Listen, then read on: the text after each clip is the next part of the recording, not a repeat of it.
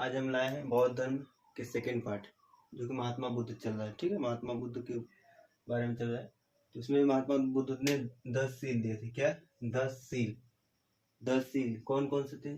सत्य, अहिंसा, अपरिग्रह। अपरिग्रह मतलब किसी प्रकार की संपत्ति न रखना। अपरिग्रह मतलब किसी प्रकार की संपत्ति न रखना। और उसके बाद क्या है? शराब का सेवन न करना, असमय भोजन न करना, सुखमय बिस्तर पर न सोना, सुखमय बिस्तर पर न सोना, धन संचय न करना। क्या है? धन संचय न करना, स्त्रियों से दूर रहना, स्त्रियों से दूर रहना, नृत्य गान आदि से दूर रहना, अस्तेय चोरी न करना। तो 10 सील कौन कौन से हैं? सत्य, अहिंसा, अपरिग्रह, शराब का सेवन न करना, असमय भोजन न करना, सुखप्रद बिस्तर पे न सोना, धन संचय न करना, स्त्रियों से दूर रहना और नृत्य गान आदि से दूर रहना, अस्तेय। क्या है? अस्तेय। और महात्मा बुद्ध के अनुयायी 2 भागों में विभक्त हो गए। महात्मा बुद्ध के अनुयायी कितने भागों में विभक्त हो गए? अनुयायी 2 भागों में। कौन कौन से? भिक्षुक और उपासक। 2 भागों में कौन कौन से हो गए? भिक्षुक और उपासक। भिक्षुक बौद्ध धर्म के प्रचार हेतु संन्यास ले लिए। क्या ले लिए? बौद्ध धर्म के प्रचार हेतु संन्यास ले लिए। और जो उपासक थे, गृहस्थ जीवन जीते हुए बौद्ध धर्म को अपनाए। जो उपासक थे क्या थे? गृहस्थ जीवन जीते हुए बौद्ध धर्म को अपनाए।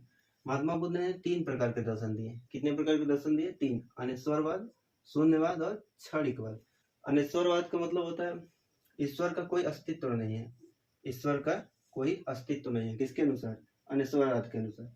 शून्यवाद के अनुसार कोई व्यक्ति सर्वोपरि नहीं है। शून्यवाद के अनुसार क्या है? कोई व्यक्ति सर्वोपरि नहीं है, न ही सर्वशक्तिमान है, न ही सर्वशक्तिमान है, न ही सर्वशक्तिमान है। और क्षणिकवाद क्या है? क्षणिकवाद संसार की सभी वस्तुएं कुछ ही क्षण के लिए है। संसार की सभी वस्तुएं कुछ ही समय के लिए है। इसका विनाश निश्चित है। सभी वस्तुओं का विनाश क्या है? निश्चित है। आगे है, महात्मा बुद्ध ने 3 प्रमुख सिद्धांत दिए, जिसे त्रिरत्न कहा गया। 3 प्रमुख सिद्धांत को क्या कहा गया? त्रिरत्न। बुद्ध, धम्म, बुद्ध, संघ, धम्म।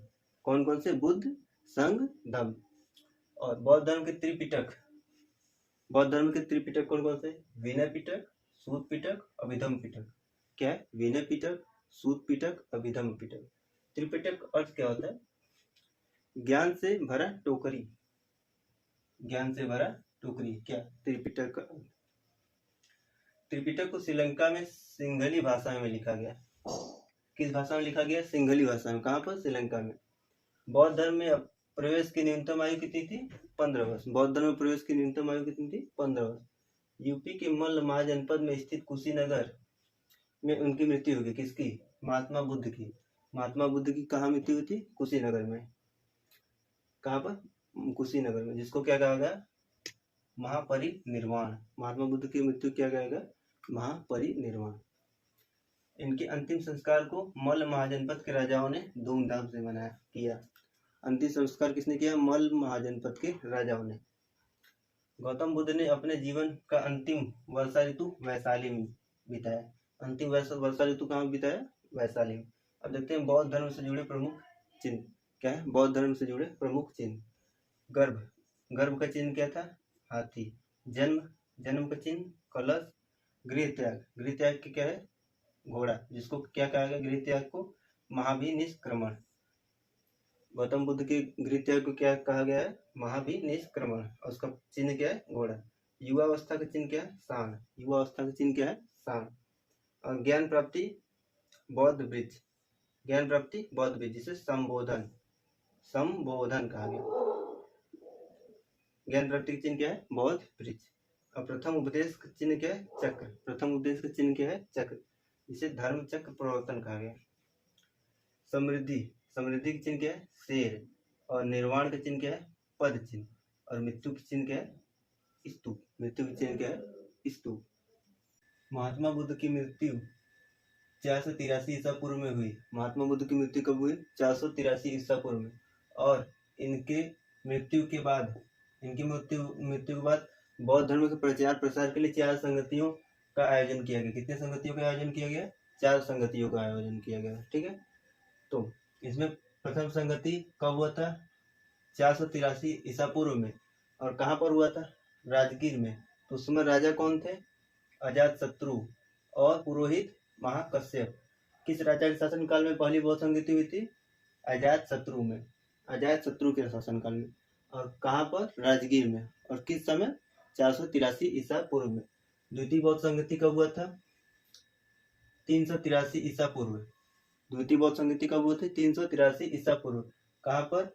वैशाली में। किस राजा के शासनकाल में? कालाशोक। किसके शासनकाल में?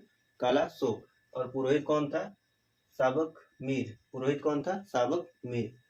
तृतीय बौद्ध संगति 255 ईसा पूर्व। तृतीय बौद्ध संगति कब हुआ था? 255 ईसा पूर्व। स्थान पाटलिपुत्र। और राजा अशोक थे। कौन से राजा ने कराया था? राजा अशोक ने। पुरोहित कौन थे? मोगली पुत्तीस। पुरोहित कौन थे? मोगली पुत्तीस। और चतुर्थ बौद्ध संगति ईसा की प्रथम शताब्दी में। चतुर्थ बौद्ध संगति कब हुआ था? ईसा की प्रथम शताब्दी में। कहाँ पर? कुंडलवन में। कौन सा राजा ने कराया था? कनिष्क, जिसको अशोक द्वितीय भी कहते हैं। कनिष्क को क्या कहते हैं? अशोक द्वितीय। और इसके पुरोहित कौन थे? वसुमित्र, जो अध्यक्ष थे। अशोकोस, जो उपाध्यक्ष थे। वसुमित्र अध्यक्ष और अशोकोस उपाध्यक्ष थे।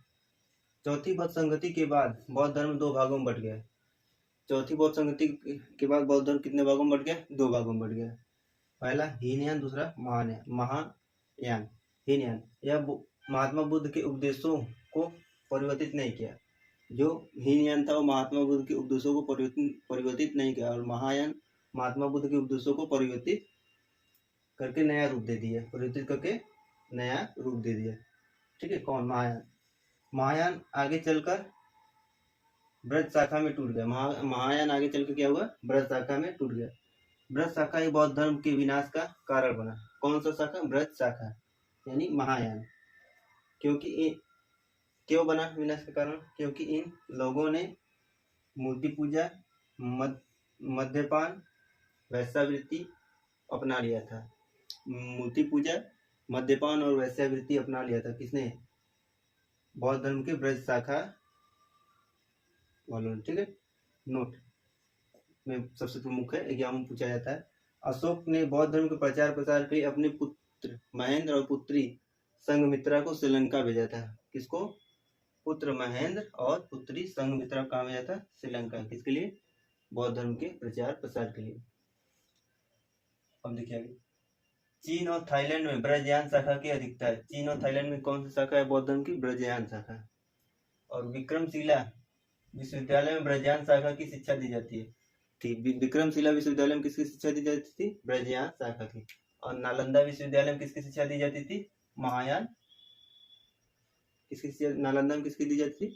महायान। और ओदंतपुरी विश्वविद्यालय में महायान से संबंधित है। ओदंतपुरी विश्वविद्यालय किससे संबंधित है? महायान। तो कुछ विश्वविद्यालय और संस्थापक और विश्वविद्यालय की स्थापना किसने की? विक्रमशिला की स्थापना किसने की? धर्मपाल। नालंदा की स्थापना कुमारगुप्त। और ओदंतपुरी की स्थापना किसने की? गोपाल ने। ओदंतपुरी की स्थापना किसने की? गोपाल ने।